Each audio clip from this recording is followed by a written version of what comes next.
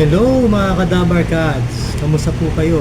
Si Mandong Labandero po ito para sa isa na namang edisyon ng Pika Pikang Vlogs. Lumabas na po ang resulta ng ratings galing sa AGB Nielsen Newtam para sa last Saturday episode ng Itbulaga at It's Showtime.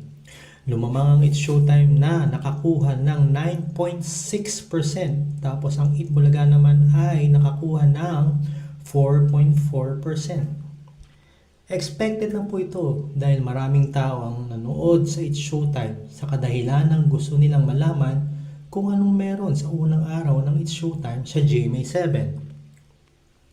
Kung matatandaan nyo, ay katulad din ito ng naging ratings ng Itbulaga noong unang araw silang umere sa TV5 noong July 1, 2023.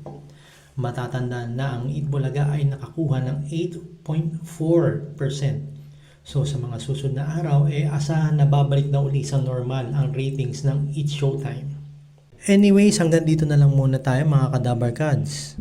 Paki-like and share itong video na to at mag-comment na rin kung may mga opinion kayong gustong ibahagi. At mag-subscribe sa aking YouTube channel at paki-click yung bell icon for future upload alerts. Salamat po and God bless!